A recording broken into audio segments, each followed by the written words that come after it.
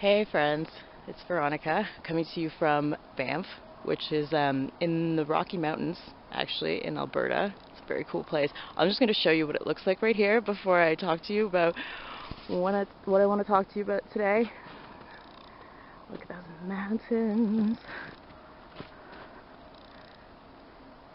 And oh my gosh, look who's come to join us right here. I don't know if you can see that. There's a deer just munching on that tree right here.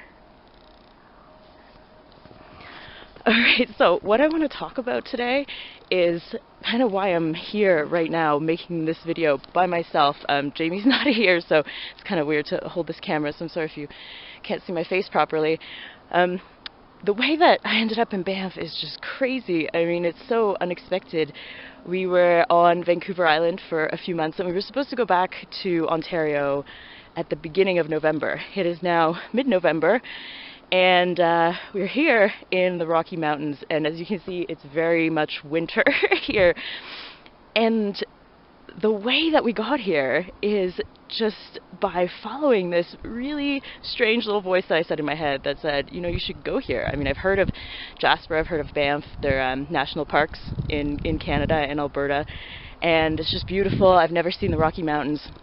And I had this voice inside my head that said, you know, instead of just taking a plane back from Vancouver Island, you should go and, you know, see Vancouver and see the Rocky Mountains, you know, and like while you're around there. And of course, after I got this voice in my head, I got this other voice that said, well, you know, you're going to run out of time because we do have a meditation retreat we're going to at the end of November, and the Rocky Mountains are going to be cold, so we had planned only for fall clothes. I didn't have these ear warmers, I didn't have a coat, I didn't have anything. Also, when I tried to look up, usually we do Airbnb, and there were no Airbnb places in Banff at all. There were only hostels. I can't work out of a hostel because my internet doesn't work. I mean, I need to be able to access the internet, and all of these reasons, you know, they culminated, and I really thought about not going. And then I said, you know what, there's these two voices, right? There's the first voice, which I call my inner child, and there's the second voice, right, my inner adult. And I said, why don't I just go with the inner child, okay? So as we're taking this 13-and-a-half-hour bus trip from Vancouver to Banff, I start feeling really good, you know, like, oh my gosh, we're going to see the mountains. And even when we got here yesterday, it was snowing. Just this huge snow downpour, and you couldn't see any of these mountains. You couldn't see anything at all. And so this morning, when I woke up and it was clear, I thought, oh my gosh, I have to go see these mountains. But Jamie said, I have to work. And he said, you know, I have to do some work, and maybe we can go out, you know, later on, maybe around noon. And of course, you know, I had this inner child voice that said, let's go on an adventure, let's go. And my inner adult voice said, well, you should wait for him, right? You should wait for him to be done. You can go together, you know, if anything happens, because I tend to adventure like way off the beaten path, you know, you'll be together. You can see the same things. And I thought, again, you know, I have this choice. I've got my inner child telling me to do something, my inner adult telling me to do something, and I thought, you know what, I'm gonna follow the child again. So I went out today, just this morning, about an hour ago, and every step along the way of this little adventure, I've had that same choice to make. I was crossing over these railroad tracks a little while back, and sorry, I'm just staring at the deer. There's more deer here. I don't know if you can see. Yeah, they're really cute. They're just munching on the trees over there. Crossing over the railroad tracks, there was pieces of a sign that said danger, right? And so I thought, no, I should go back. And then beyond the railroad tracks, I saw these kind of transport trucks and cottages, and I thought, oh, there might be people here, and maybe I'm trespassing. And again, I thought, you know what, I'm gonna do it. I'm just gonna go on an adventure. I'm gonna do it. That has come up for me about 2 or 3 times ever since then. Even as you can see how I entered here from this specific part, I went back over the railroad tracks, and now there's this little path through the forest that literally one other person has been on. I went back through one other person's footsteps. And the entire way that I've ended up here has been just such an incredible series of choices that I got so much energy that I wanted to make this video, right? That I wanted to share this with you, like how amazing it is to follow that adventurous spirit, to follow that inner child, and then you feel like you're bursting with energy, and then you're surrounded by deer, and you just want to share it with people. And what I really want to emphasize is that I did not wake up feeling this way this morning. I did not wake up full of inspired, amazing energy. I woke up in a moldy hostel at 5 in the morning, woken up by my bunkmates who were extremely drunk and making way too much noise. I did not wake up like this morning. You know, I didn't just have this epiphany, spiritual awakening 3 years ago, and then ever since then everything's been just super and perfect, and I'm perfect all the time. You know, it takes exactly this. It takes realizing that there are those two voices inside of my head, that there's this child voice and there's this adult voice. And when I follow that child voice every single time for, 6, 7 choices in a row, then all of a sudden you just get filled with this amazing energy, with this child energy, right? That's where joy comes from. That's where inspiration comes from. That's where it all comes from, right? And I think, unfortunately, so many of us are trying to get rid of that adult voice, right? Trying to silence it.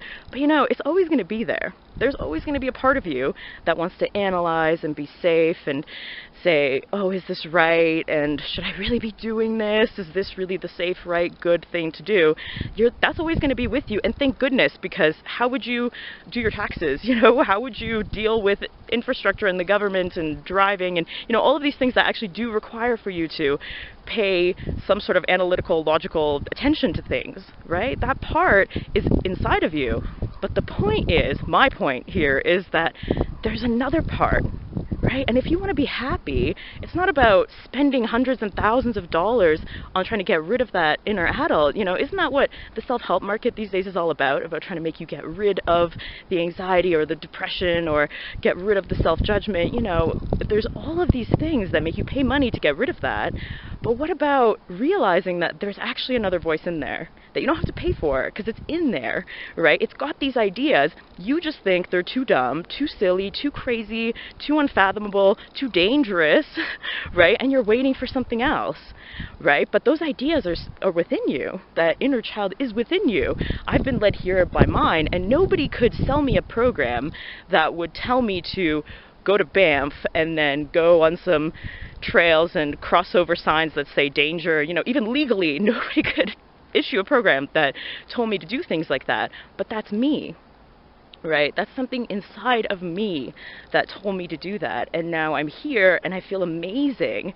And I want to say again, I did not wake up feeling amazing, right? Happiness is this process of choice. It's this process of reinvention. It's this process of realizing that there's this conversation inside of your head going on between these two very different people who both want good things for you, right? The inner child wants you to play and have fun and be joyful and have a good time, and your inner adult wants you to be safe and be protected and have your RSPs ready and all of that, and your 401ks. It wants you to be safe in all these different ways, but they're both in there. And if you trust the one more than the other, then you're off balance, right? And that's where so much of our suffering comes from this imbalance that we make throughout our choices. Right? So if you want to feel that balance, if you want to feel that excitement, that life energy that you once used to feel, it's all about just choosing that inner child at least half the time and working hard to fulfill what that voice wants to do. Right? Think about how hard you work to avoid rejection, to avoid judgment, to avoid getting into dangerous situations, maybe to avoid other people perceiving you a certain way, right? Think about how hard you work to do that, and then work just as hard to listen to and fulfill those silly, crazy, childish thoughts inside of your mind, right, that come up and tell you to do these things.